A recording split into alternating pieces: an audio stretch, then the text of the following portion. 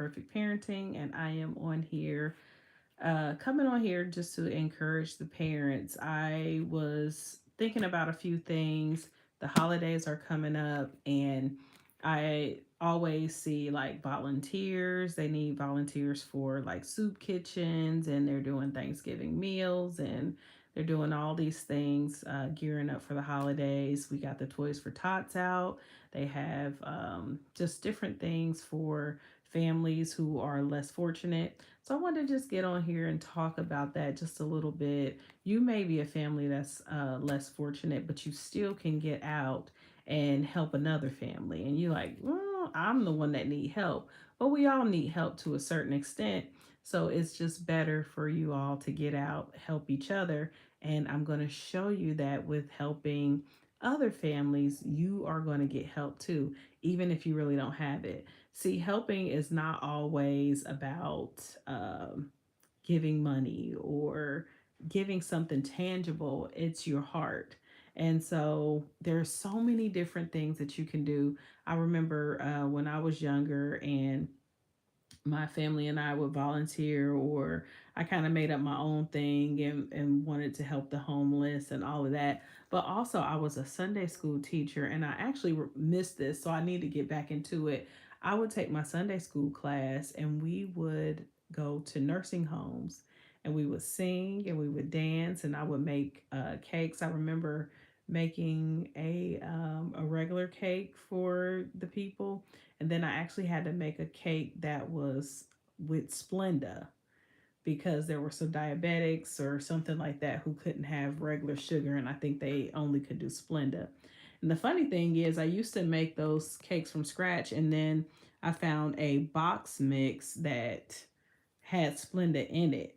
I don't know if they still do that or not, but yeah, it said made with Splenda. So I would make that. And that really, and so before I say that, the kids would go in and they would make them cards too.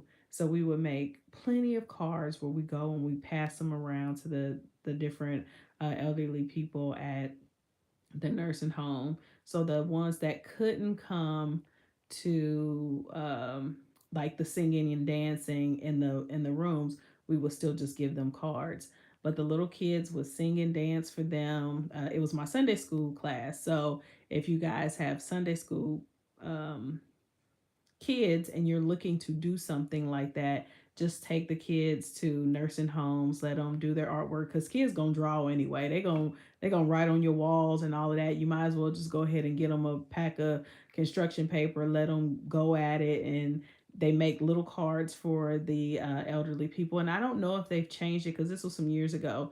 I don't know if after COVID they started changing stuff like that, but I know we could go into the nursing homes and we could sing and dance and things like that with the elderly people, and they loved it, absolutely loved it. So that's one way you can give back. Another way you can just kind of get back is you can volunteer, but it is nice to volunteer around these times. But when I used to volunteer or make up programs or I was over programs, they would talk about how much help they would get around this time of year. But then throughout the rest of the year, people forget about the homeless and they forget about the elderly and things like that. So I wanted to get on here and just basically encourage parents that I know you guys don't always have the time, but absolutely make the time.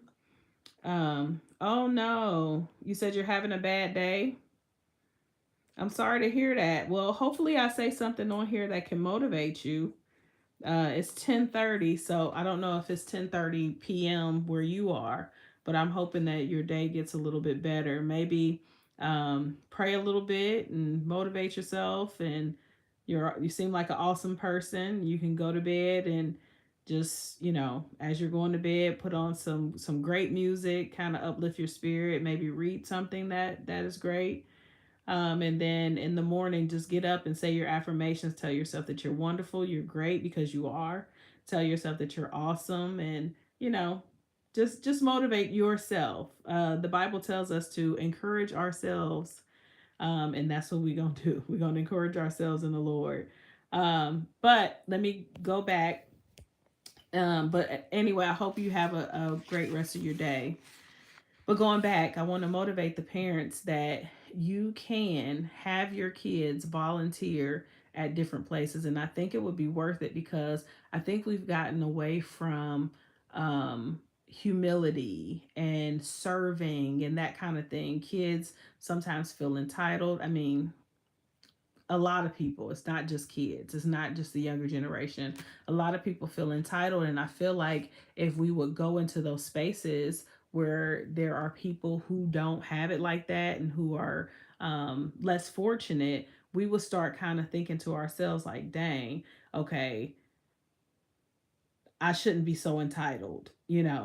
We need to get back in those spaces. Our kids need to get back in those spaces. So I'm gonna give you a little bit of encouragement. Please go find something. It's so many things you can do. Like I said, the nursing home, you can volunteer for a soup kitchen. You can start making your own packed lunches and baggies. That's what my kids and I used to do when they were little. We would make our own baggies and pass out the food to people who were less fortunate. And we would do it year round, so it wouldn't just be in around the holidays, because you forget about people after the holidays are up. It's so many things you can do.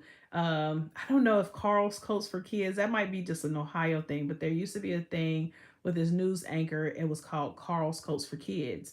But all the churches are, except not all. Check with your local church, check with your local organizations, donate coats. You can do so many things. And if you don't have the money, it's all good.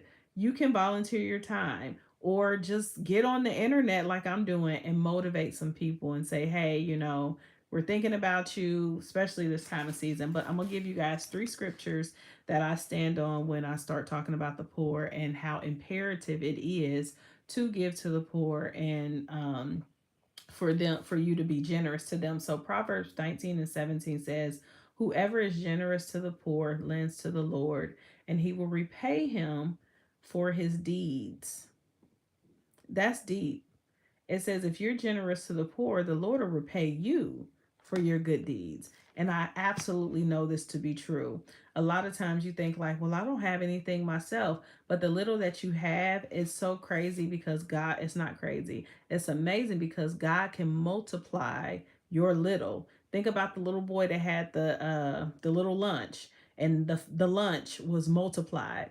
Think about the widow who said was taking care of the prophet, and she said, I'm just going to eat this cake. Me and my son, we're going to eat this cake and die. And he multiplied, and they had more than enough.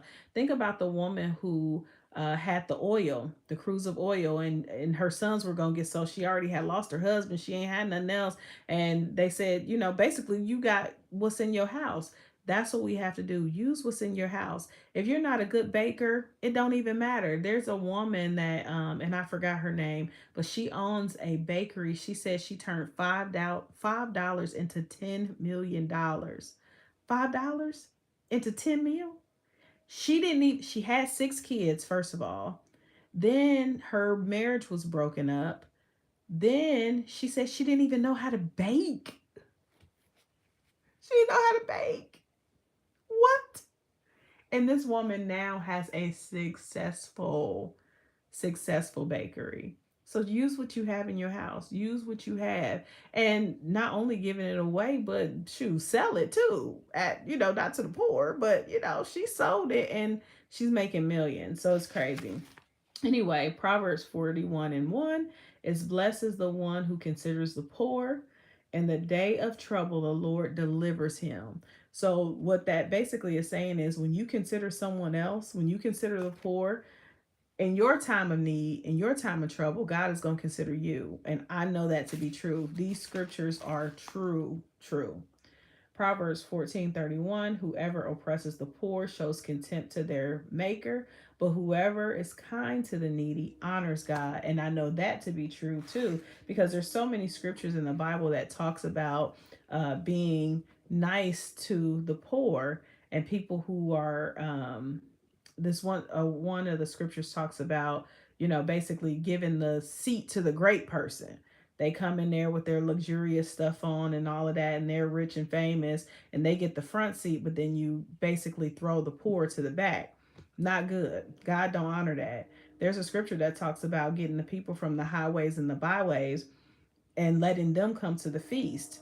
That is important, because if you bring people who can't do anything for you and they're less fortunate, and you do something like that for them, that means you'll be honored by God doing something like that. So, because those people can't do anything for you, but the rich and famous person, you can get the perks and all that. It's basically telling you to treat everybody the same, not to just show favor to the ones that can do something for you or the ones that look great and all that. Is treating everybody the same. You treat the janitor like you treat the CEO. You treat the person at the bottom of the barrel like you would treat the top person. That's basically all that's saying. But I want to get on here, parents. I want to encourage you to go ahead and go out and volunteer. Do everything that you can. Hey, how are you doing? Thank y'all for joining and watching. Do everything that you can to give back to the community, to help and all of that, and see and watch how much you'll grow in that. And then have your children go out and volunteer. I think it is so needed in this time of day. So, all right, parents, I see you. I love you. I am praying for you all. Keep me in prayer as I am trying to walk this thing out with you guys, trying to motivate you as I motivate myself. And I will be back on live tomorrow for another topic, something encouraging for the parents. I'm Regina Long with Not So Perfect Parents.